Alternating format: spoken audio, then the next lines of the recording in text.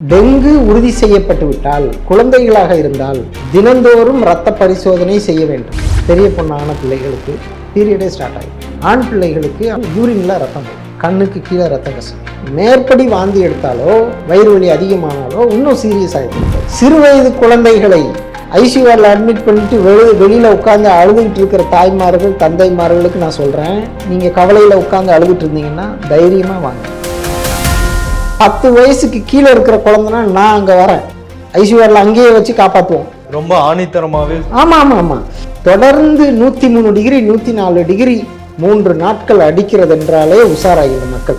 சாப்பிடவும் முடியாது. நோ சாப்பாடு, தண்ணி கூட குடிக்க மாட்டோம். அப்படி இருக்கும்போது ரொம்ப சோர்வாகி எழுந்துக்கவே இல்லை, சாப்பிடவே இல்லை 2-3 நாளாக.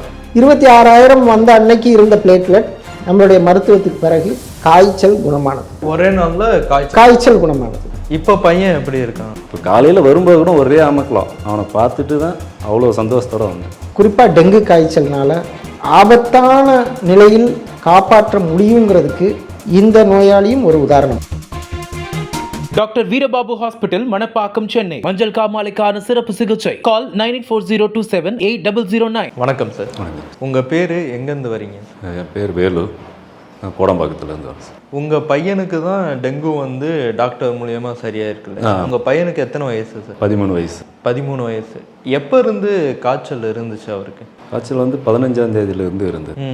ஒரு நாள் முன்னாடி இருந்து நான் வீட்டில் பக்கத்தில் அங்கே ஒரு ஹாஸ்பிட்டலில் இட்டுட்டு போனாங்க. இட்டுட்டு போகும்போது நார்மலாக பார்க்குறது மாதிரி ஒரு நாளைக்கு டேப்லெட்டு இன்ஜெக்ஷன் பண்ணி அனுப்பிச்சாங்க. ஒரு நாளில் குறையில. வெடிங்கத்தில் ஒரு 3 மணிக்கு மறுபடியும் ஜுரம் அதிகமாகிடுச்சு. மறுபடியும் அதே ஹாஸ்பிட்டலுக்கு இட்டுட்டு போனேன். இட்டுட்டு போயிட்டு அப்பயும் ஒரு இன்ஜெக்ஷன் பண்ணி டேப்லெட் கொடுத்து அனுப்பிச்சாங்க. அப்படி இருந்தும் வெடிங்கத்தில் குறையில. மறுபடியும் காலையில் ஈவினிங் வரைக்கும் பார்த்தாங்க, குறையில. மறுபடியும் ஈவினிங் இட்டுட்டு போனாங்க. அவங்க மறுபடியும் ட்ரிப்ஸு ஏற்றி அட்மிஷன் பண்ணி தான் பார்க்கணும், ஃபீவர் குறையிலன்றதுனால ப்ளட் டெஸ்ட் எடுத்து செக் பண்ணி பார்க்கலாம் ஆண்ணே. சரின்னு ப்ளட் டெஸ்ட்டு கொடுத்தாங்க. ப்ளட் டெஸ்ட் கொடுத்ததில் டெங்கு பாசிட்டிவ்னு வந்திருக்கு. நீங்கள் சாதாரண காய்ச்சல் நினச்சி தான் ஹாஸ்பிட்டல் போயிருக்கீங்க? கண்டிப்பாக. அவங்க டெங்குன்னு சொல்கிறப்ப உங்களுக்கு எப்படி இருந்துச்சு?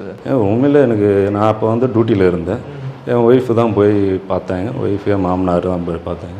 அவங்க ஃபோன் பண்ணி இது மாதிரி டெங்கு அட்மிஷன் பண்ணி தான் பார்க்கணுன்னொன்னே நான் அதுக்கப்புறம் ரொம்ப கஷ்டமாக இருந்தது. குழந்தை 13 வயசு குழந்தை இல்லைங்களா, எப்பயுமே துருன்னு இருப்பான் வீட்டில்.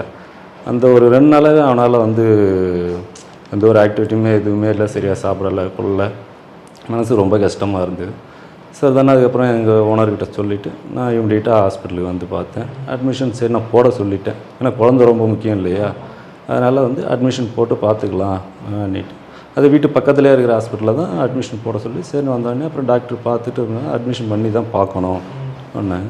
சரின்ட்டு அட்மிஷன் போட சொல்லிட்டு அவங்க முதல்ல சொன்னது பிளேட்லெட்ஸ் ரொம்ப கம்மியாக ஆகிக்கிட்டே வருது, இங்கேயே நீங்கள் பார்த்துக்கலாம், நாங்கள்லாம் பண்ணி தரோம் தான் சொன்னாங்க. சரி, அதனால் எனக்கு வீடு பக்கத்துலேயே இருக்குதுன்னா எல்லாம் வீட்டில் இருக்கிறவங்க அலைய முடியாது சரி இங்கேயே பார்த்துக்கலாம், நாங்கள் பண்ணிக்கிறோம். ஆனால் அப்பயும் கேட்டேன், எல்லாம் பர்ஃபெக்டாக பண்ண முடியுமா, இல்லைன்னா வேறு ஹாஸ்பிட்டல் கூட மாற்றிக்கிறேன் மேடம் நான் கேட்டது. இல்லை பண்ணிக்கலாம், அதெல்லாம் ஒன்றும் பிரச்சனை இல்லை. நானுமே ரிப்போர்ட் பார்த்துருந்தேன் சார். 94,000 இருந்துச்சு, 61,000, 64,000, 31,000 கிட்ட வந்திருக்கு. ஸோ அவங்க எப்படியும் ஒவ்வொரு மணி நேரமோ இல்லை ஒரு குறிப்பிட்ட இடைவெளியில் டெஸ்ட் ரிப்போர்ட் எடுத்துக்கிட்டே இருந்திருப்பாங்க. அது குறையுதுன்னு சொல்கிறப்பெல்லாம் உங்களுக்கு எப்படி இருந்துச்சு? அது நான் பண்ணிடலான்னு சொன்னாங்க. அதுக்கப்புறம் அந்த டெஸ்ட்லாம் எதுவும் இல்லை. லாஸ்ட்டு அந்த முடியாத 31,000 வரும்போது தான் சேரும்போது 96 இருந்தது.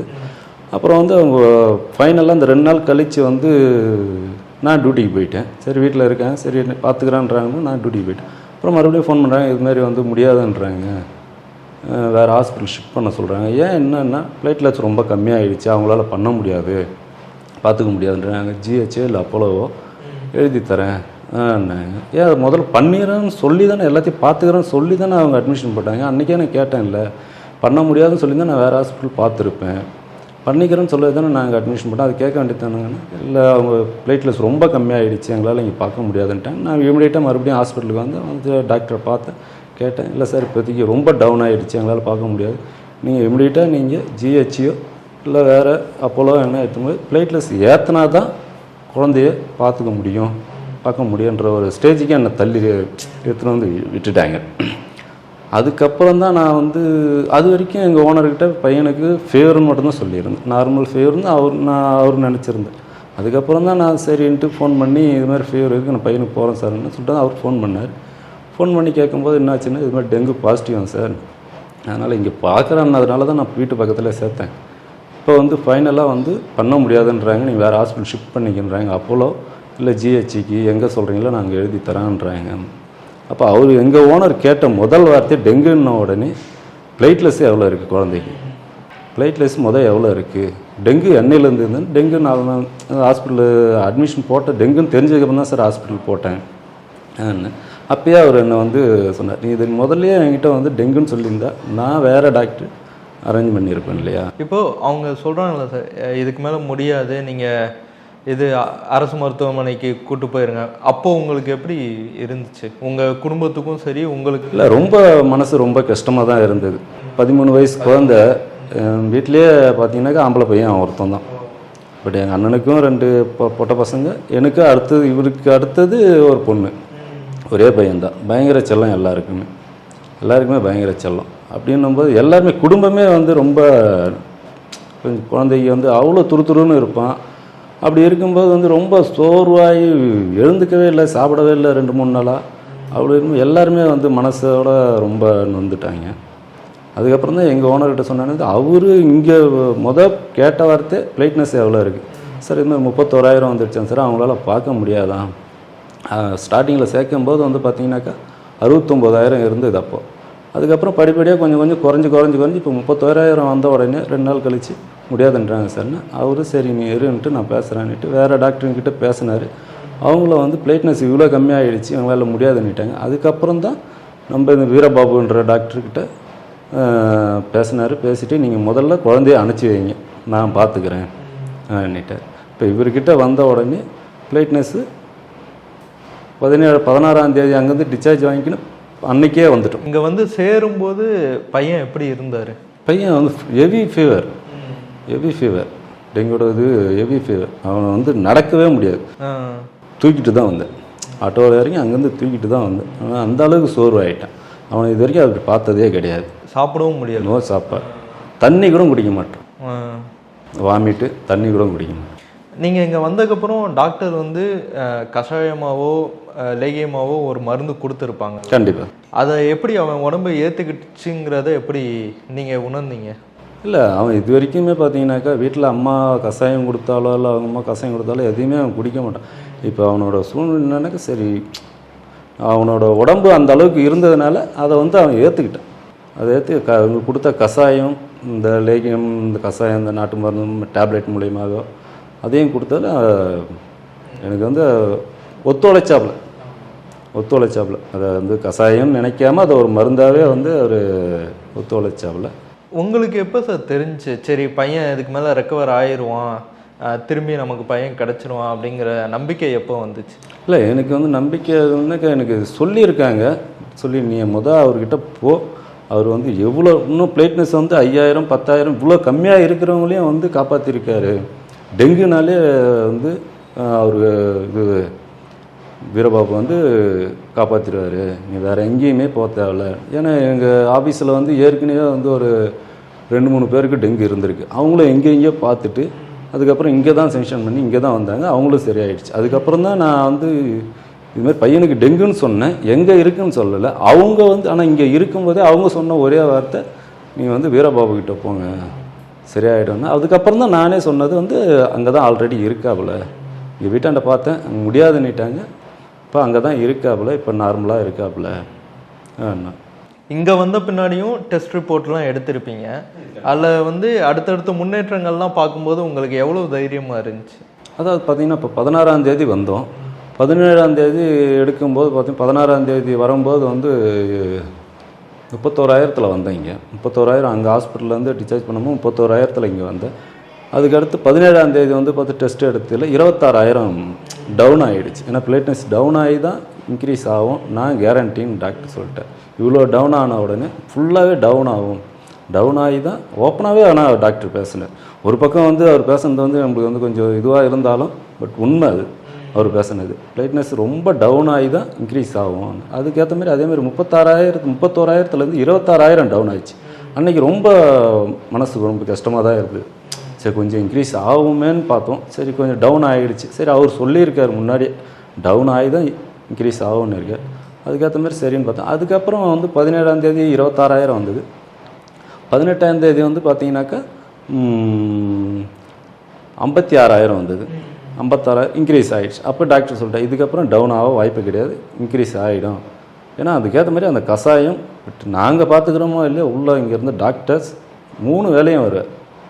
3 வேலையும் வருவார். இங்கே இருந்த நர்ஸ் அவங்களெலாம் சொந்த தம்பி மாரி எல்லாமே தான் பார்த்துக்கிட்டாங்க. அதெல்லாம் வந்து எந்த ஒரு இதுவுமே கிடையாது. நாங்கள் கூடமாவது கொஞ்சம் அசந்து இருப்போம். ஆனால் அவங்க வந்து இந்த இதுவாகட்டும் டேப்லெட்டு கஷாயம் கொடுக்கறது அவங்க கூடவே இருந்து நல்லாவே பார்த்துக்கிட்டாங்க. அதுக்கப்புறம் 56,000 ஆச்சு. அதுக்கு மறுநாத்து வந்து பார்த்தீங்கன்னாக்கா 59,000 ஆயிடுச்சு. 59,000 ஆச்சு. அதுக்கப்புறமா வந்து நம்ம தீபாவளி அன்றைக்கி சரி இதுக்கப்புறம் சரியாயிடாப்புல நீங்கள் தீபாவளிக்கு ஒரு நாள் முன்னே அன்றைக்கி ஈவினிங் 20ஆம் தேதி தீபாவளி 19ஆம் தேதி நைட்டு நீங்கள் வீட்டுக்கு போகலாம் அப்படின்ட்டு. மறுநாத்து 21ஆம் தேதி நான் டெஸ்ட் எடுத்துல 1,98,000 வந்துடுச்சு. அதாவது 1.5 லட்சம் பிளேட்னஸ் இருக்கணும். ஒரு குழந்தை 1.5 லட்சம் இருக்கணும். அதுக்கு மேலேயே தான் இன்க்ரீஸ் ஆகிடுச்சு. நல்லது. அப்போ நான் ரிப்போர்ட்டை எடுத்து அவருக்கு அனுப்பிச்சேன். இதுக்கப்புறம் நீங்கள் பயப்பட தேவையில்லை, எல்லாமே நல்ல மாதிரியாக இருப்பான். இப்போ பையன் எப்படி இருக்கான்? இப்போ முடியல. இப்போ அந்த பழைய துருன்னு அந்த முடியல. இப்போ காலையில் வரும்போது கூட ஒரே அமக்கலாம் முடியல. அதை பார்க்கும்போது உங்களுக்கு எவ்வளோ சந்தோஷம்? ரொம்ப ரொம்ப ரொம்ப ரொம்ப சந்தோஷமாக இருக்குது. நான் அன்றைக்கி டாக்டர்கிட்டே அன்றைக்கி அதுதான் சொன்னேன், என் பையனை கையெடுத்து கும்பிட்டேன், என் பையனை எப்படியா சார் காப்பாற்றிருக்கேன் சார் இட்டுக்கிட்டு வரும்போது. ஆனால் இன்றைக்கி நான் இங்கே வரும்போது கூட அவனை பார்த்துட்டு தான் அவ்வளோ சந்தோஷத்தோடு வந்தேன். இப்போது நிறைய பேர் வந்து டெங்குவால் இப்போ பாதிக்கப்பட்டிருக்காங்க. ஏன்னா மழை பெய்ய ஆரம்பிக்குது, இது டெங்கு சீசன்னு இதை அனௌன்ஸ் பண்ணுறாங்க.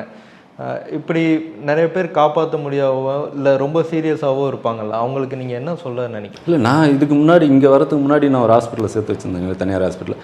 அந்த ஹாஸ்பிட்டலே நான் போய் சொல்லிட்டு வந்துருக்கேன், சரோட காடை காட்டி இதுமாதிரி உங்களுக்கு முடியலனாலும் நீங்கள் ஒன்றுமே பண்ண பிளேட்னஸ் ரொம்ப கம்மியாகிடுச்சுனாலும் இந்த கார்டை கொடுத்து இந்த அட்ரஸில் நீங்கள் அனுப்பிச்சி வச்சுருங்க. அவர் பார்த்துக்குவார். ஒரே ஒரு இது மட்டும் உங்களுக்கு வந்து, ஏன்னா இருக்கிற லைன் அப்படி மெடிக்கல் லைன் ஒரு கடவுளுக்கு அடுத்து டாக்டர் தான் நம்ம பார்ப்போம். அப்படின்னும் போது வந்து நீங்கள் வந்து ஒரு உயிரை காப்பாற்றணும் போது நீங்கள் வந்து அவர்கிட்ட அனுப்பிச்சி வச்சுருக்கீங்க. யார் நீங்கள் காப்பாற்றினாலும் கடவுள் தான், அவர் காப்பாற்றினாலும் கடவுள் தான். உங்களால் முடியலன்ற பட்சத்தில் தான் நீங்கள் அடுத்த ஹாஸ்பிட்டலுக்கே அனுப்பிங்க. அந்த அடுத்த ஹாஸ்பிட்டல் அவராக இருக்கட்டும். நேற்று போய் ஹாஸ்பிட்டலில் போய் சொல்லிட்டு தான் வந்தேன், கார்டை கொடுத்துட்டு சொல்லிட்டு தான் வந்திருக்கேன். ரொம்ப நன்றி. நன்றி சார், தேங்க்யூ. வணக்கம், நான் கமல். இன்றைக்கி நம்ம சித்த மருத்துவர் வீரபாபு அவங்கள தான் பார்க்க வந்திருக்கோம். இதுக்கு முன்னாடியே நம்ம கேன்சர் பற்றியும் மஞ்சள் காமாலை பற்றியும் அதுக்கு என்ன ட்ரீட்மெண்ட் அப்படிங்கிறத பற்றியும் பார்த்தோம். அது கூடவே அதனால் முழுமையாக குணமான பேஷண்ட்ஸையும் பார்த்துருந்தோம். அந்த வகையில் இன்றைக்கி நம்ம டெங்கு காய்ச்சல் பற்றியும் அதனால் முழுமையாக குணமான ஒரு பேஷண்ட் பற்றியும் பார்க்க போகிறோம். வணக்கம் டாக்டர். வணக்கம். இப்போ நவீன மருத்துவத்தில் வந்து டெங்கு காய்ச்சலுக்குன்னு நேரடியான மருத்துவம் இல்லை. அவங்க வந்து பிளேட்லெட்ஸ் குறைஞ்சா பிளேட்லெட்ஸ் ஏற்றுவாங்க, வேறு எதுவும் குறைவாக இருந்தால் அதை தான் மேம்படுத்துவாங்க, உடம்பு அதுவே தான் சரி பண்ணிக்கணும். இப்போ நம்ம சித்த மருத்துவத்துலேயும் அதே அணுகுமுறை தானா, இல்லை நேரடியாக நோய்க்கு சிகிச்சை இருக்கா? இருக்குது. அதாவது நம்ம இந்த விஷயத்தை 2012 அரசாங்கத்துக்கு நம்ம சொல்லிக்கிட்டே இருக்கிறோம். நீங்கள் 2012 செய்தித்தாள்களில் பார்த்தீங்க அப்படின்னா, பல ஆண்டு காலமாக சித்த மருத்துவத்தில் சித்தர்கள் சொல்லி நம்ம பயன்படுத்திகிட்டு இருக்கக்கூடிய நிலவேம்பு கஷாயம் அந்த 2012 அந்த டெங்கு அவசர காலகட்டத்தில் நம்ம புரட்சித் தலைவி அம்மா அவர்கள் அதை சொல்லி அரசாங்கம் முழுக்க பொதுமக்களுக்கு கொடுக்க ஒரு சூழ்நிலையை உருவாக்கி கொடுத்தாங்க. அது மக்கள்கிட்ட ரொம்ப பிரபலமாச்சு, மக்கள் அதிலிருந்து பயன்படுத்த ஆரம்பித்தாங்க. ஆனால் நிலவேம்பு மட்டுமே டெங்கு காய்ச்சலுக்கான தீர்வா அப்படின்னா இல்லை. நான் அப்போ இருந்தே ஒவ்வொரு கட்டத்துக்குமான நிகழ்வை நான் எக்ஸ்பிளைன் பண்ணேன். ஆனால் மக்கள் குழப்பம் அடைவார்கள். நீங்கள் எதையாவது 4-5 விஷயத்தை சொல்லிவிட்டு அதை ஆளாளுக்கு வெவ்வேறு அளவில் குழந்தைகளுக்கெல்லாம் கொடுத்து அது தீமையாக முடிஞ்சிடக்கூடாது அப்படிங்கிற அக்கறையினால் அம்மா அவர்கள் எல்லாமேலாம் வேண்டாம், இந்த விஷயங்களை மட்டும் கொடுங்க அப்படின்னு அறிவுறுத்துறது அடிப்படையில் அப்போ மக்களுக்கு நிலவேம்பு கஷாயம், பப்பாளி இலைச்சாறு இதெல்லாம் நம்ம சொன்னோம். ஆனால் நடைமுறையில் பார்த்தீங்க அப்படின்னா குழந்தைகளுக்கு டெங்கு காய்ச்சல் வந்த குழந்தைகளுக்கு 4-5 நாள் கடந்த பிறகு அவர்கள் உணவு உண்ண முடியாத சூழல் உருவாகும், வயிறு வலி உண்டாகும், வாந்தி எடுக்கிற சூழல் உருவாகும். இந்த காலகட்டத்தில் நம்ம நிலவேம்பு கஷாயமோ பப்பாளி இலைச்சாரோ கொடுத்தோமேயானால் இந்த வயிறு வலியும் அதிகமாகும், வாந்தியும் அதிகமாகும். இது பொதுமக்களுக்கு தெரிவதில்லை. அதாவது சளி பிடிக்கிற நேரத்தில் சாப்பிடலாம், காய்ச்சல் தொடங்குற நேரங்களில் சாப்பிடலாம், அதுக்குன்னு ஒரு அளவு இருக்கு. ஆனால் இதுவே குணப்படுத்தி விடும் என்று நம்பி காலதாமதமாகி விடுகிறது. அதனால தான் நம்ம அடுத்த கட்ட விஷயங்களை வெளிக்கொண்டு வர முடியல. கண்டிப்பாக நான் அதனால தான் ஒவ்வொரு தடவையும் போன தடவை கூட நான் சொன்னேன், நீங்கள் டெங்கு காய்ச்சல் என்று உறுதியாகிவிட்டால் உங்களோட அருகாமையில் இருக்கக்கூடிய உங்கள் குடும்ப மருத்துவரிடத்தில் பாருங்கள். என்றைக்கு அவர்கள் காப்பாற்ற முடியவில்லை என்று சொல்கிறார்களோ கண்ணை மூடிட்டு இங்கே வாங்க, நான் சரி பண்ணுறேன். அதை தான் நம்ம போன இதில் நம்ம சொல்லியிருந்தோம். ஏன் இவ்வளோ ஆணித்தனமாக தைரியமாக சொல்கிறோம் அப்படின்னா, கடந்த 10 ஆண்டு காலமாக நான் ஒரு தனியார் மருத்துவமனையில் ஐசியூ வார்டில் இருக்கிற பொழுது, நோயாளிகள் ஐசியூ வார்டில் டெங்கு காய்ச்சல் நோயாளி இருக்கிற பொழுது இரத்த தட்டணுக்கள் 30,000 கீழே போயிடுச்சு, 20,000 கீழே போயிடுச்சு, 9,000 போயிடுச்சு. இந்த மாதிரி சூழலில் இரத்த கசிவு ஏற்பட்ட பிறகு அவர்கள் மருத்துவமனையில் 10 ஆண்டு காலம் நான் இப்போ மருந்து கொடுத்து எல்லா நோயாளிகளையும் காப்பாற்றிருக்கேன். இது அவங்க மருத்துவமனையில் நோயாளிகளுடைய குடும்பத்தாரிடம் விளக்கி சொல்லி, ஐயம்மா இந்த மாதிரி இரத்த தட்டணுக்கள் குறைஞ்சிக்கிட்டே போகுது, காய்ச்சலும் விடலை, இப்போ செயற்கை இரத்த தட்டணுக்களும் ஏற்றி பார்த்தாச்சு, இப்பையும் ஏறலை, நீங்கள் இந்த மாதிரி இயற்கை மருத்துவம் சித்த மருத்துவம் இருக்குது, அவர் கொஞ்ச நாளாக பண்ணிகிட்ருக்கிறாரு, பண்ணுறீங்களான்னு கேட்பாங்க. கேட்டு அவர்களுடைய அனுமதியோடு நம்ம அவங்க மருத்துவமனையில் வச்சு நம்ம கொடுத்துட்டோம். இப்போ நம்ம மருத்துவமனை இப்போ கட்டிட்டோம். இந்த மருத்துவமனை கட்டின பிறகு நான் என்ன பண்ணுறேன்னா, முடியலையா கிளம்பி வந்துருங்க, நான் பார்த்துக்கிறேன், இதுதான் நம்மளுடைய இது. அந்த அடிப்படையில் தான் இந்த தீபாவளிக்கு 3 நாட்கள் முன்னாடி நம்ம இப்போ ஒரு பேஷண்ட் பார்த்தோம் டாக்டர். 13 வயசு பையன்தான், சின்ன பையன், ரொம்ப முடியாமல் தான் அந்த பார்த்த ஹாஸ்பிட்டலில் எங்களால் முடியலை, நீங்கள் கூட்டு போயிருங்கன்னு சொன்னதுக்கப்புறம் தான் இங்கே வந்திருக்காங்க.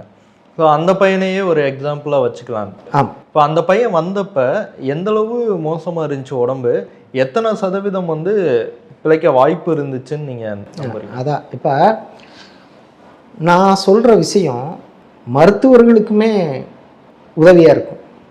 எப்படி அப்படின்னா, சாதாரணமாக சின்ன சின்ன கிளினிக் வச்சுருக்காங்கல்ல ஆங்கில மருத்துவர்கள், அவங்க இந்த மேனேஜ்மெண்ட்டை செய்ய முடியாது.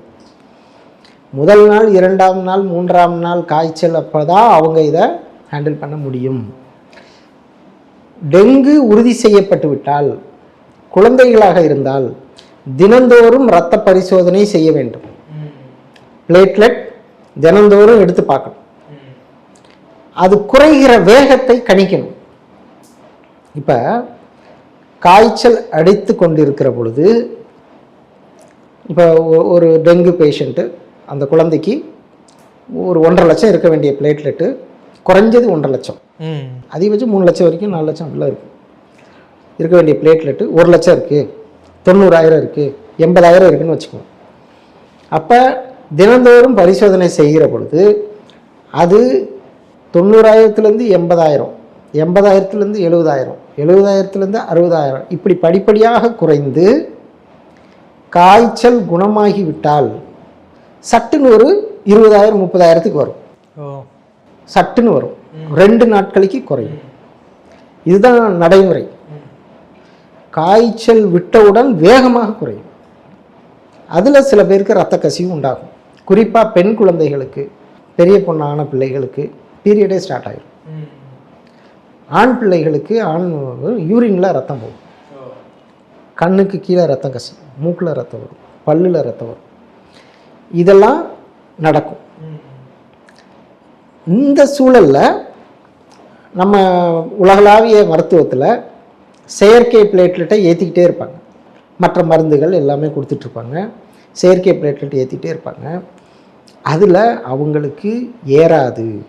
சில பேர்களுக்கு 100ல் ஒரு 5 பேர்னு வச்சுக்கோங்க, இல்லை ஒரு 2-3 பேர்னு வச்சுக்கோங்க, மீதியெல்லாம் ஏறிடும். மீதியெல்லாம் ஏறிடும். 100ல் ஒரு 2 பேர் 3 பேருக்கு ஏறாமல் அபாய கட்டத்துக்கு போவாங்க. அங்கே மெயினாக பாதிக்கப்படுவது கல்லீரல். அங்கே தான் கல்லீரல் தான் இரத்த தட்டணுக்களுக்கான ஆதாரம். இப்போ இந்த இரத்த தட்டணுக்கள் குறைந்து இந்த மாதிரி சமயத்தில் காய்ச்சல் கடுமையாக இருந்து கொண்டு இருக்க பொழுதே இந்த பையனுக்கு 26,000 போயிடுச்சு காய்ச்சல்.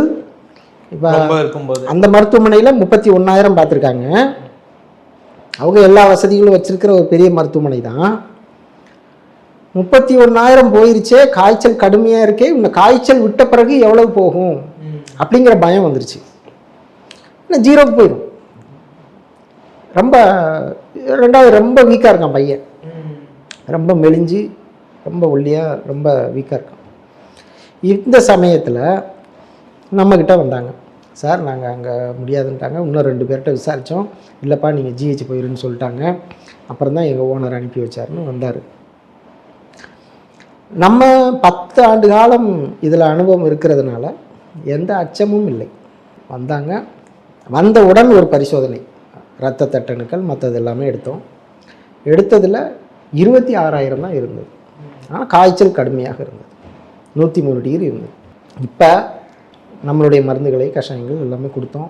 வரும்போது இன்னொன்று என்னென்னா வாந்தியும் இருந்தது, வயிறு வலியும் இருந்தது.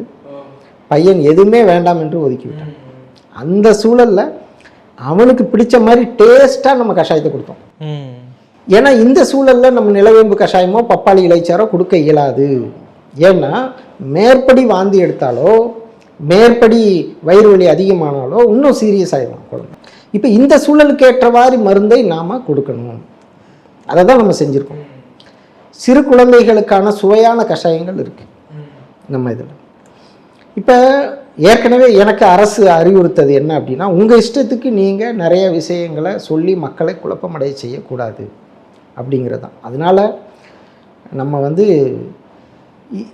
ஆபத்தான நிலையில் குறிப்பாக டெங்கு காய்ச்சல்னால இரத்த தட்டணுக்கள் குறைந்தால் காப்பாற்ற முடியுங்கிறதுக்கு இந்த நோயாளியும் ஒரு உதாரணம். பல நோயாளிகள் இருக்கிறாங்க. இப்போ சோசியல் மீடியா ரொம்ப மக்களிடத்தில் ரொம்ப எல்லாரும் அதை தான் பார்க்குறாங்க. அதனால் நம்ம இதையும் இதன் மூலமாக நம்ம சேனல் மூலமாக நம்ம சொல்கிறோம். 26,000 வந்த அன்னைக்கு இருந்த பிளேட்லெட் நம்மளுடைய மருத்துவத்துக்கு பிறகு மறுநாள் பரிசோதனை செய்கிற பொழுது காய்ச்சல் குணமானது. ஏனென்றால் ஒரே நாளில் காய்ச்சல் குணமானது. டாக்டர், இப்போது அந்த பையன் வந்தப்போ அப்பாவே சொல்லியிருந்தாங்க, நடக்க முடியாமல் தூக்கிட்டு தான் வந்தோம் அந்த பையனை, ரொம்ப காய்ச்சல் இருந்துச்சு அப்படின்னு. பிளேட்லெட்ஸும் 94,000லேருந்து 62,000 31,000 இங்கே வரப்போ நீங்கள் அடுத்த டெஸ்ட் எடுக்கும்போது 26,000 கிட்ட இருக்குது. அப்போ இரத்த கசிவும் கண்டிப்பாக இருந்திருக்கும். நீங்கள் கொடுத்த முதல் டோஸ்க்கு அப்புறம் அந்த பையன் எப்படி ரெக்கவர் ஆனால் அதை பற்றி சொல்லுங்கள். அதாவது வருகிற பொழுது ஆட்டோவில் இதிலே வந்தாங்க போல். நான் உள்ளே வந்த பிறகு தான் நான் பார்த்தேன். பையனை நடக்க வைத்து கூட்டிகிட்டு வந்தாங்க. அவன் டயர்டில் நடக்க முடியாமல் சோர்ந்து போய் 2 பக்கம் 2 கையை பிடிச்சி கூட்டிகிட்டு வந்தாங்க. நான் தான் சொன்னேன், இந்த சூழலில் இரத்த தட்டணுக்கள் 30,000 இருக்கிற சூழ்நிலையில் நடக்க விடக்கூடாது, நோயாளிகளை தூக்குங்க, குழந்தைய தூக்குங்க அப்படின்னு. தூக்கி தான் நம்ம லிஃப்ட்டில் போய் நம்மளுடைய மேலே இதில் அட்மிஷன் போட்டோம். அப்போ இரத்த கசிவுக்கான சின்ன அறிகுறிகள் தான் இருந்தது. சின்ன அறிகுறி, எங்கேயாவது கொஞ்சம் அந்த ரெட் டாட்ஸ், சின்ன புள்ளிகள், சிகப்பு புள்ளிகள், அது ரொம்ப சின்னதாக அப்போ தான் அது தொடங்குது. சரியான நேரத்தில் வந்ததுனால மறுநாளே அதெல்லாம் மறைஞ்சிருச்சு. நல்லது, அதெல்லாம் சரியாக போச்சு. மறுநாள் 34,000 போயிடுச்சுன்னு நினைக்கிறேன். அதுக்கு அடுத்த நாள் பரிசோதனை செய்கிற பொழுது அதுவே தான் இருந்தது 33, அடுத்த நாள் 34, அதுக்கு அடுத்த நாள் 54,000 பிளேட்டட் வந்துருச்சு. மறுநாள் தீபாவளி அன்னைக்கு நம்ம சரி குழந்த ஆசைப்பட்றான், அவன் நல்லா ஸ்டடி ஆகிட்டான், நல்லா சாப்பிட ஆரம்பிச்சிட்டான், வயிறு வலி போயிடுச்சு, வாந்தி இல்லை, காய்ச்சல் இல்லை, நல்லா நடக்க ஆரம்பிச்சிட்டான், நல்லா தெம்பாயிட்டான். தீபாவளிங்கிறதுனால சரி சந்தோஷமாக வீட்டில் போய் நீ ஜாலியாக இருன்னு அனுப்பி வச்சிட்டோம். தீபாவளிக்கு மறுநாள் அவங்க அங்கே உள்ள லேபில் செக் பண்ணியிருக்காங்க, 1,98,000. அப்போ இதில் ஆச்சரியப்பட வேண்டிய விஷயம் என்ன அப்படின்னா, கடுமையான காய்ச்சல் இருந்து கொண்டு இருக்கிற பொழுது இரத்த தட்டணுக்களின் எண்ணிக்கை 30,000க்கு கீழே போல நோயாளிகள்லாம் ஆபத்தான நோயாளிகள். அடுத்தடுத்து காய்ச்சல் குணமாகிற பொழுது அது 5,000 2,000 வரைக்கும் போகிற ஆபத்து இருக்கிற ஒரு நோயாளி நம்ம மருத்துவத்தில் அப்படியே தடுக்கப்பட்டு, இரத்த தட்டணுக்கள் குறைவது தடுக்கப்பட்டு, இரத்த கசிவு தடுக்கப்பட்டு எளிமையாக குணமடைந்து போன இந்த விஷயத்தை தான் நான் உலகத்துக்கு சொல்லணும்னு தான் நான் உங்களை கூப்பிட்டது. இது முழுக்க முழுமையான ஆதாரம். இப்பயும் நான் சொல்கிறேன், சிறுவயது குழந்தைகளை ஐசியூஆரில் அட்மிட் பண்ணிவிட்டு வெளியில் உட்காந்து அழுதுகிட்டு இருக்கிற தாய்மார்கள் தந்தைமார்களுக்கு நான் சொல்கிறேன், டெங்குனால இரத்த தட்டணுக்கள் குறைஞ்சி நீங்கள் கவலையில் உட்காந்து அழுதுட்டு இருந்தீங்கன்னா தைரியமாக வாங்க. 10 வயசுக்கு கீழே இருக்கிற குழந்தைனா நான் அங்கே வரேன், ஐசியூஆரில் அங்கேயே வச்சு காப்பாற்றுவோம். 10 வயசுக்கு மேலே இருக்கணும், நீங்கள் இங்கே வாங்க, நான் காப்பாற்றுறேன். ஏன்னா எல்லா சப்போர்ட்டும் வேணும். நம்ம கஷாயத்தை மட்டும் கொடுத்து பண்ணக்கூடாது. அவங்களுக்கு அந்த ஐசியூ செட்டப்பு, அந்த சலைன் போயிட்டுருக்கணும், அதை பண்ணணும், இதை பண்ணணும், எல்லாமே செய்யும். இது ஒரு கூட்டு சிகிச்சை. 10 வயசுக்கு கீழேனா குழந்தைகள் எடுத்த உடனே நம்ம கொடுக்குறத சாப்பிடாது, விவரம் தெரியாது, அழுகும். அந்த கால விரயம் தப்பானது. ஐசியூஆரில் வச்சே இதை செய்வோம். 10 வயசுக்கு மேலேயா தைரியமாக இங்கே வந்துடுங்க, நம்ம பார்த்துக்கலாம். இதுதான் இதோடைய கருத்து. ரொம்ப ஆணித்தரமாகவே. ஆமாம். உலகம் முழுக்க டெங்கு காய்ச்சலுக்கு போன அதெல்லாம் சிங்கப்பூரில் நிறைய டெத்து. மலேசியா சிங்கப்பூரில் ஏகப்பட்ட டெத்து டெங்குல. சின்ன குழந்தைகள், குறிப்பாக எனக்கு தெரிஞ்சு ஒரு சில மருத்துவமனைகளில் 18 வயசு பிள்ளைங்க 19 வயசு பிள்ளைங்கள்லாம் பீரியடு அதிகமாக போய் நிறுத்த முடியாமல் இறந்து போன வரலாறுலாம் இருக்குது. அதெல்லாம் வெளி உலகத்துக்கு தெரியல.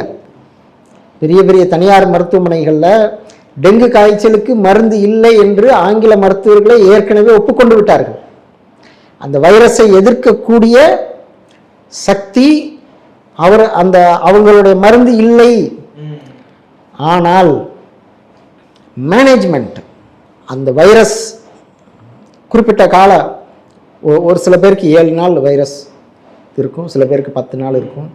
அந்த குறிப்பிட்ட டெங்கு வைரஸோடைய வாழ்நாட்கள் இருக்கு இல்லையா, அதுவரை இந்த டெங்கு காய்ச்சலுக்கு உட்பட்டவர்களை பாதுகாப்பாக அந்த மெயின்டெனன்ஸ் இருக்கு இல்லையா, அதுதான் ஆங்கில மருத்துவத்துடைய வெற்றி. ஆங்கில மருத்துவத்தில் உள்ள மிகச்சிறந்த விஷயம் என்ன தெரியுமா, அந்த டெங்கு வைரஸ் டம்மி ஆகிற வரைக்கும் இந்த நோயாளிகளை பாதுகாப்பாக மெயின்டைன் பண்ணுறாங்க. அதுதான் விஷயம்.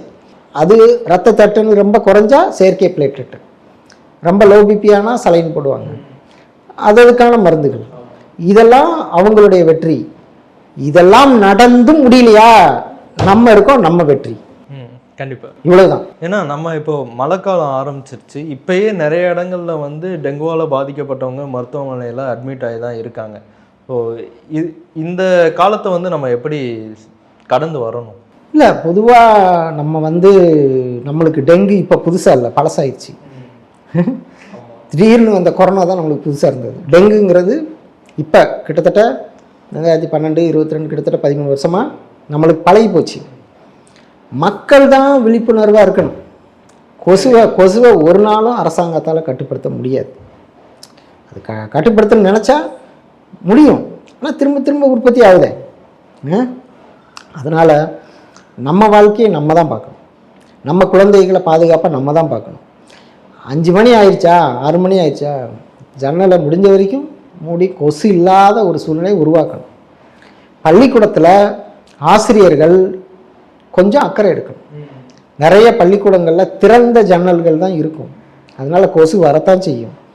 அதை முடிஞ்ச அளவுக்கு பள்ளி குழந்தைகள் உள்ளே வர்றதுக்கு முன்னாடியே ஏதாவது துணிமணி, ஏதாவது இந்த டஸ்டர், அது இது குப்பை தொட்டி இதெல்லாத்தையும் அப்புறப்படுத்திடணும். ஏன்னா அங்கே தான் கொசு உட்கார்ந்துருக்கும். எதில் வந்து கொசு தங்குற மாதிரி சூழல் நம்ம வகுப்பறையில் இருக்கோ அதை அப்புறப்படுத்தணும். குழந்தைகளுக்கு எவ்வளவு முடியுப்பா, ஏதாவது கொசு கடிச்சா சொல்லிருங்கடா அப்படின்னு அறிவுறுத்தணும். பகலில் கடிக்கக்கூடிய கொசு தான் பெரும்பாலும் டெங்கு காய்ச்சலுக்கான காரணம். பள்ளிக்கூடங்கள், அலுவலகங்கள், இதை நிர்வகிக்கக்கூடிய நிர்வாகிகள் தங்களுடைய பள்ளிகளை, அலுவலகங்களை சுத்தமாக வைத்துக்கொள்ள வேண்டும். சுற்றுப்புறம் சுத்தமாக வைத்துக்கொள்ளணும். இதுதான் இதை தடுக்கிறதுக்கான வழிமுறையை தவிர இதை சாப்பிட்டா டெங்குவே வராதுன்னெலாம் கிடையாது. கண்டிப்பாக கொசு கடித்தா அந்த வைரஸ், டெங்குக்கான வைரஸ் கடித்தால் டெங்கு வரத்தான் செய்யும். வந்தால் அச்சப்பட தேவையில்லை. தொடர்ந்து 103 டிகிரி 104 டிகிரி 3 நாட்கள் அடிக்கிறது என்றாலே உஷாராகிடும் மக்கள். இப்போ நீங்கள் வந்து ஒரு 98.9 இருக்குது, 99.2 இருக்குது அப்படின்னா ஒரு 2-3 நாள் நீங்கள் நார்மல் உங்களுடைய மருத்துவங்களை முயற்சி செய்யலாம். பக்கத்தில் உள்ள அருகாமையில் உள்ள மருத்துவ ஆலோசனைப்படி அதை முயற்சி செய்யலாம். தொடர்ந்து 103 டிகிரி 104 டிகிரி 3 நாட்களை 2 நாளை கடந்தவங்களுக்கே ஆபத்து வந்திருக்கு. கடுமையான காய்ச்சல்னாலே உடனே அருகாமையில் உள்ள ஆங்கில மருத்துவமனைக்கு போய் அதை பரிசோதனை செஞ்சு அதுக்கான மருத்துவத்தை எடுக்கணும். 3 நாட்கள் கடந்து விட்டால் இரத்த பரிசோதனையை செய்து கொண்டே இருக்க வேண்டும். 3ஆவது நாள் இரத்த தட்டணும், எனக்கு 2 லட்சம் இருக்குது, நல்லா தான் இருக்கேன்னு நினைக்கலாம். 4ஆவது நாள் அதே கடுமையான காய்ச்சல் இருந்தால் மறுநாளும் பிளேட்லெட் இரத்த தட்டணும், இரத்த பரிசோதனை செய்யணும். இதெல்லாம் தொடர்ச்சியான கவனிப்பில் இருந்துக்கிட்டே இருக்கணும். குழந்தைய விட்டுட்டு வேலைக்கு போனோம் வச்சோம்லாம் இருக்கக்கூடாது. கடுமையான காய்ச்சல் இருக்கிற குழந்தைகளை பெற்றோர்கள் முழு கவனத்தோடு பார்க்கணும். கொஞ்சம் அசால்ட்டாக இருந்தாலும் சடசடன் டவுன் ஆயிடும். குறிப்பாக ரொம்ப கொழுன்னு இருக்கிற குழந்தைகள், இளைஞர்கள், பெண்கள் யாராக இருந்தாலும் அதிகமான உடல் பருமன் கொண்டிருக்கிறவர்களுக்கு இன்னமும் அக்கறை தேவை. ஏனென்றால் இரத்த கசிவு வேகமாக நடக்கிறது. அவர்கள் இப்படி அசைந்தாலும் இரத்தம் கசியும், இப்படி அசைந்தாலும் கசியும். இதெல்லாம் கண்கூடா பார்த்த நிகழ்வுகள். அவங்களோட உடல் எடை அந்த சிறு சிறு இரத்த குழாய்களை அழுத்துக்கிற பொழுது இரத்தம் கசிவு அதிகரிக்கும். ஒல்லியாக இருக்கிறவங்களுக்கு ஆபத்து குறையும். இதெல்லாம் நிறைய விஷயங்கள் இருக்குது. நம்ம பார்த்த காட்சிகள்லாம் நிறைய இருக்குது. நிறைய ஆபத்தில் உள்ள நோயாளிகளை நாம் வந்து நம்ம இடத்துக்கு தான் வரணும்னு கட்டாயம் கிடையாது. ஆனால் எல்லா இடத்துக்கும் ஒரே நேரத்தில் கூப்பிட்டா நம்மளால் போக முடியாது. அதனால் 10 வயசுக்கு கீழே உள்ள குழந்தைகளை நான் தனியார் மருத்துவமனைகளில் வச்சு தான் சிகிச்சை செய்வேன். 10 வயசுக்கு மேற்பட்ட குழந்தைகளை, பெரியவர்களை, பெண்களை இங்கே வச்சே நம்ம காப்பாற்றலாம். இதுதான் நம்மளுடைய. இப்போது இந்த பையன் விஷயத்திலே பார்ப்போம். வரப்போ வந்து ரொம்ப முடியாமல் வந்தார், இரத்த கசிவும் ஆரம்பிச்சிருச்சுன்னு சொன்னீங்க. இப்போ நீங்கள் முதல் டோஸ் கொடுத்தவனையும் என்னென்ன மாதிரியான மாற்றங்கள்லாம் நிகழ்ந்து? அதுதான் முதல் நாள் மருத்துவத்தில் எல்லாருக்கும் ஒரே நாளில் காய்ச்சல் சரியாயிரும் நம்ம எதிர்பார்க்க முடியாது. ஆனால் இந்த பையனுக்கு ஒரே நாளில் காய்ச்சல் சரியாயிடுச்சு. காய்ச்சல் சரியான உடனே நான் அச்சப்பட்டது என்னென்னா, ஐயோ நாளைக்கு 10,000மோ 5,000மோ போக போகுது, இரத்த தட்டணுக்கள் குறைகிற வேகம் 10,000மோ 5,000மோ போக போகுது, அப்போ நம்ம எச்சரிக்கையாக இருக்கணும்னு நிறைய கேர் எடுத்தோம். ஆனால் காய்ச்சல் விட்ட மறுநாள் பரிசோதனை செய்கிற பொழுது சடசட என்று குறைவதற்கு பதிலாக கொஞ்சம் ஏறி இருந்தது. அங்கேயே நம்பிக்கை வந்துருச்சு, அங்கேயே பாசிட்டிவ். ஏன்னா இது மிகப்பெரிய, இது மருத்துவர்களுக்கு தெரியும். பெரிய பெரிய மருத்துவமனைகளின் மருத்துவர்களை கேட்டு பாருங்க. கடுமையான காய்ச்சல் இருக்கிற பொழுதே 26,000 இரத்த தட்டணுக்கள் இருக்கிற ஒரு நோயாளிக்கு காய்ச்சல் விட்ட பிறகு அது 5,000மோ 0க்கு கூட போகும். இதுதான் நடக்கும். இந்த மருத்துவத்தில் நம்மளுடைய கஷாயங்களில் அது அப்படியே ஒரே நாளில் ஒரு நம்பிக்கை வந்துச்சு.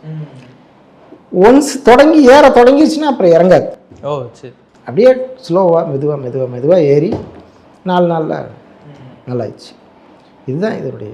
இப்போ டெங்கு பாதித்தவங்களும் சரி, அவங்க குடும்பத்தார்களும் சரி, செய்கிற காமனான தவறுகள்னால் என்ன? குறிப்பாக பார்த்தீங்கன்னா, அதான் நான் ஏற்கனவே சொன்னேன் இல்லையா, சாதாரண காய்ச்சல் என்று இந்த காலகட்டத்தில் நம்ம காலம் தாழ்த்தக்கூடாது. அருகாமையில் உள்ள மருத்துவமனைக்கு போய் ஒரு பரிசோதனை இருக்கணும். கடைகளில் மருந்து வாங்கி நம்மளே சாப்பிட்டு சின்ன சாதாரண காய்ச்சல்னு முயற்சி எடுக்கக்கூடாது. அருகாமையில் உள்ள மருத்துவமனை போய்ட்டு மருத்துவரை பார்த்து அவர் கொடுக்குற மருந்தை சரியாக சாப்பிட்டு 3 நாட்கள் கழித்து குறையலையா 4ஆவது நாள் இரத்த பரிசோதனைக்கு போயிடும். இரத்த பரிசோதனையில் இரத்த தட்டணுக்கள் 1.5 லட்சம் இருக்குது அப்படின்னாலுமே நீங்கள் அட்மிட் ஆகிடும். ஏன்னா அதுக்கப்புறம் தான் குறைய போகுது. 1.5 லட்சம் நல்லா இருக்குன்னு நினைக்கக்கூடாது. நன்றாக இருக்கிற பொழுதே சரியான சிகிச்சை எடுத்து விட்டால் ஆபத்துக்கு போக வேண்டிய அவசியம். நீங்கள் 1.5 லட்சம் ஒன்றும் செய்யாது, 1 லட்சம் ஒன்றும் செய்யாது, 50,000 ஒன்றும் செய்யாது, இறங்க அசால்ட்டாக இருக்கிற பொழுது, ஆபத்தான நேரத்தில் அலறி அடித்து ஓடுகிற பொழுது தான் மன உளைச்சலுக்கு ஆளாக வேண்டும், நிறைய ஆபத்துக்களை சந்திக்க வேண்டும். ஆனால் ஆங்கில மருத்துவத்திலும் இப்பொழுது செயற்கை பிளேட்லெட் ஏற்றி எல்லாத்தையுமே காப்பாற்றிடுறாங்க. யாரோ ஒரு சிலருக்கு அது ஏறுவதில்லை. அந்த ஒரு சிலரை நம்ம மருந்தால் காப்பாற்ற முடியும் அப்படிங்கிறது தான் என்னுடைய கருத்து. இப்போது சித்த மருத்துவத்தை பொறுத்த வரைக்கும் நம்ம பெரும்பாலும் மூலிகைகள் அந்த மாதிரி தான் பயன்படுத்துகிறோம். முழுக்க மூலிகைகளால் தான் ட்ரீட்மெண்ட் பண்ணுறோம். இப்போ ஒரு பப்பாளி இலையாக இருக்கட்டும், நிலவேம்பு கஷாயமாக இருக்கட்டும், அது வந்து கடைகள்லேயும் கிடைக்கிது. பப்பாளி மரமும் தான் நம்ம வீட்டிலேயே எடுத்துக்கணுங்க. இந்த அளவுகள் தானே முக்கியம். இந்த இதை பொறுத்த வரைக்கும் அளவுகளும் எந்த நேரத்தில் எந்த மூலிகையை கொடுக்கணுங்கிற அறிவும் தானே முக்கியம். அப்படி மக்கள் என்னென்ன தவறுகள் பண்ணுறாங்க? அதாவது பெரியவர்களுக்கு இதை புரிந்து கொண்டு செயல்பட முடியும். நம்மளுக்கு இப்போ வயிறு வலி இருக்குது, இப்போ பப்பாளி இலைச்சாரை குடித்தா வயிறு வலி இன்னும் அதிகமாகிடும். நம்மளுக்கு இப்போ வாந்தி வர்ற ஃபீலிங் இருக்குது, இப்போ குடித்தோம்னா வாந்தி வந்துடும். அந்த மாதிரி சூழ்நிலையில் இதெல்லாம் குடிக்கக்கூடாது.